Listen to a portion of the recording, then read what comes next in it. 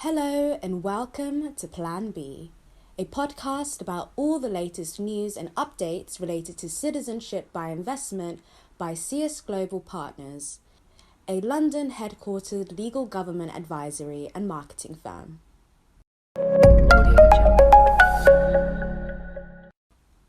My name is Aisha Mohammed and I'm your host.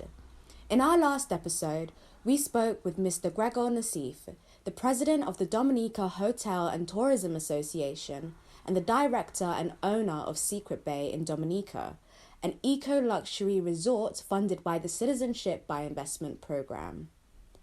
You can catch up on that episode and others by subscribing to Plan B on Spotify or iTunes.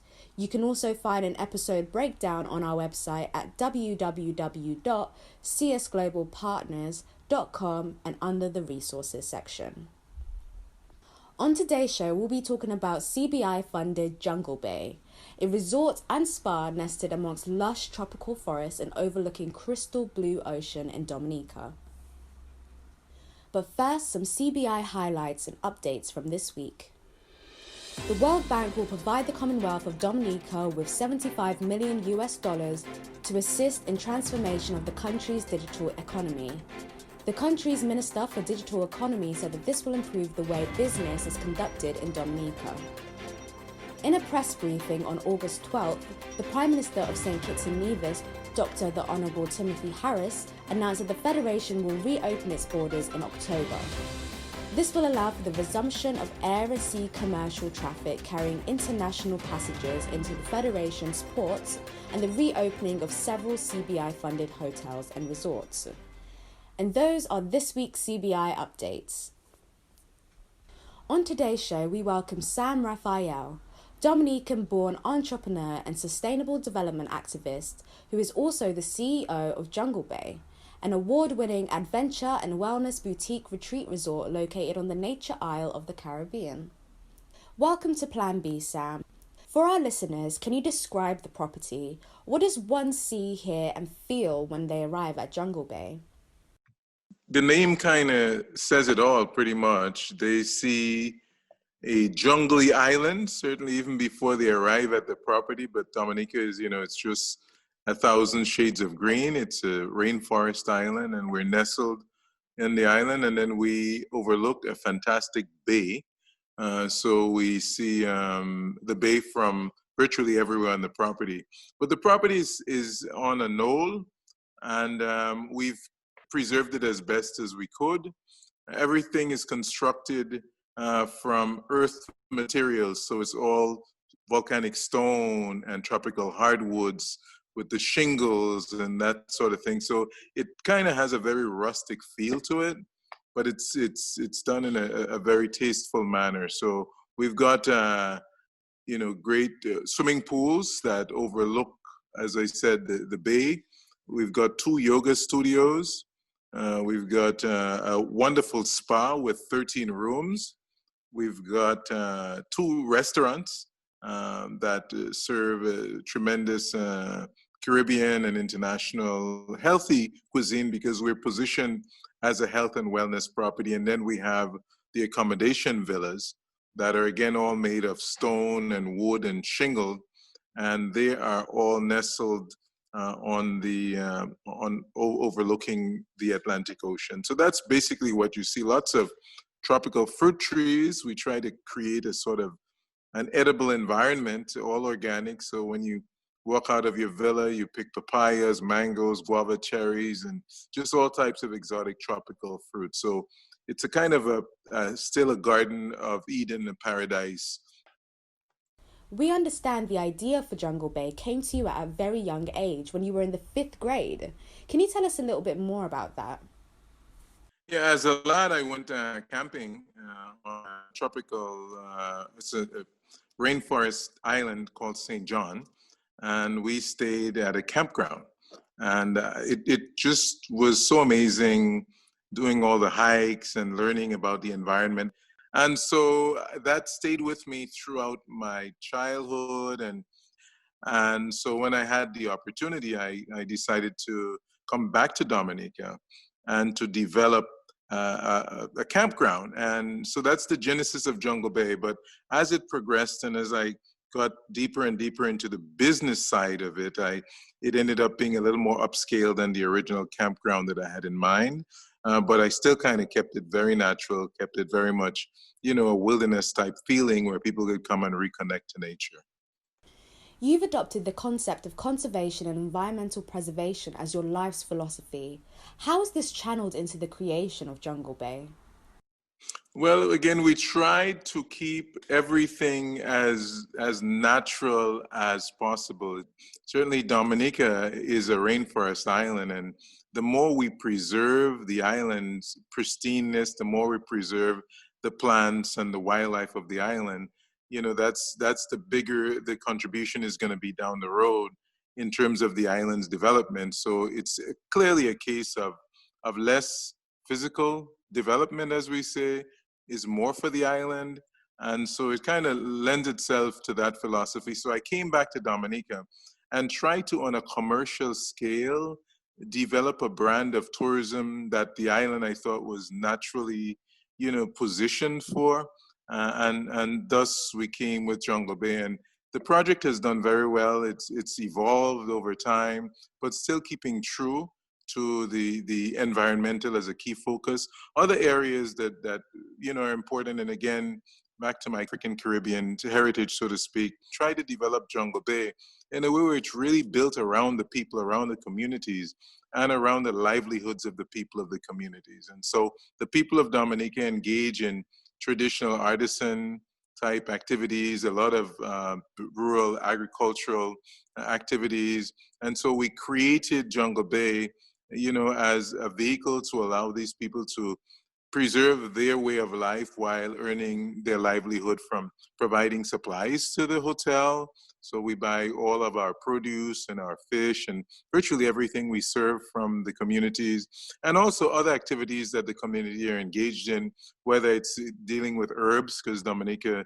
is big on herbs, or other types of holistic livelihoods. And we've incorporated that into Jungle Bay. So it's where you learn about nature and where you engage in activities that support the local community. And also a strong element of wellness is tied into that. Especially now when the climate crisis is at Dominica's doorstep and the mainstream tourism companies are adding to the equation with rigorous building. How important is eco-friendly tourism to keep the industry sustainable? Well, you mentioned one thing, and that is the climatic conditions that seem to be deteriorating, and especially with human intervention. But we also have the COVID-19 phenomena, which is also something that has added a sense of urgency to this, in that we now have to change the way we do things. The traditional, let's see how close to the ocean we can build and how many trees we can fall in the process to create areas where people can come and get sunburn. That type of tourism, we're learning is not something that's sustainable, is not something for the people of the future, because we don't want to get sunburn, and we people, we need to recognize we will need places to live where we're not going to be overrun by tidal waves and things like that. So we're kind of stepping back from the shoreline, so to speak.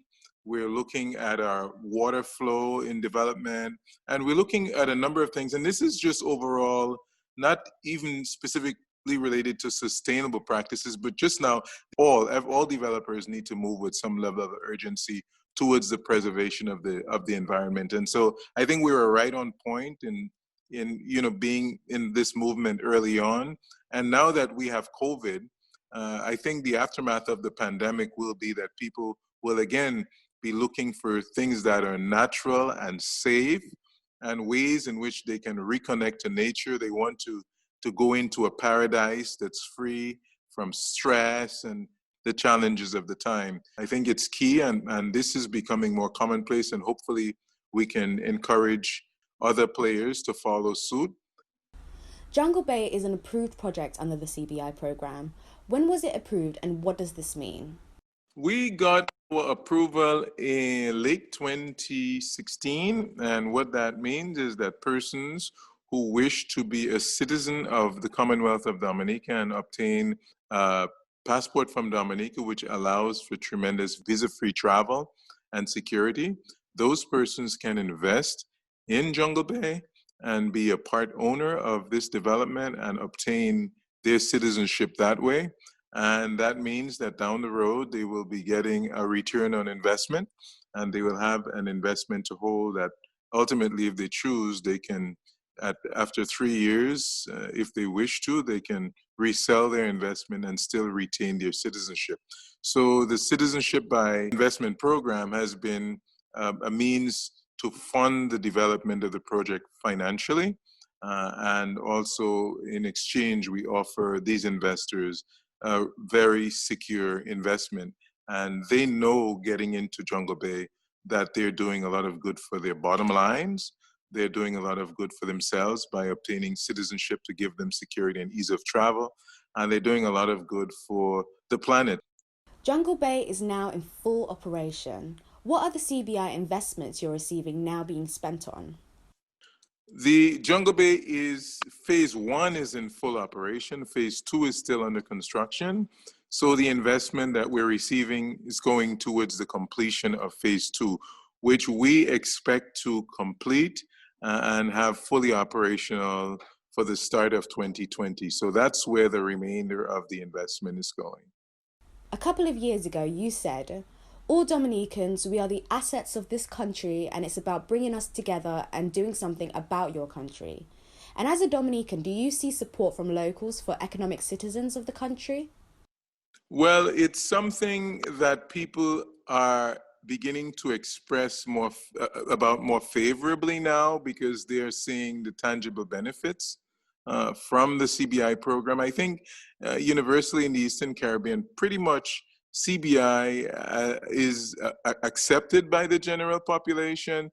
But I think the more the people see the tangible benefits to themselves, not just in employment, but in terms of being able to have small businesses. In Dominica, for instance, we have CBI funded affordable housing.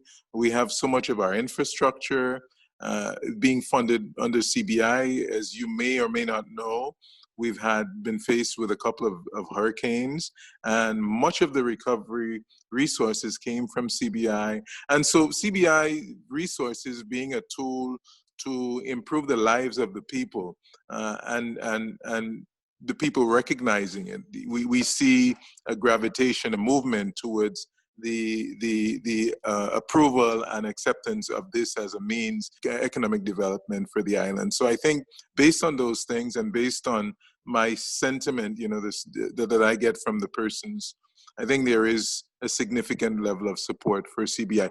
I think most people approve the program because we realize and we feel the benefits of the program. Those are all of our questions. Thank you so much for joining us today. We appreciate all of your insight and wish you all the best going forward.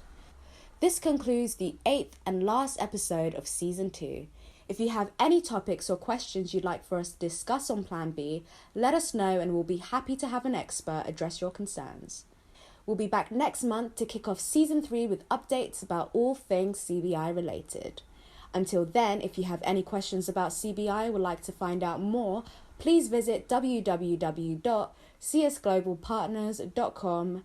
Thank you for listening and stay safe.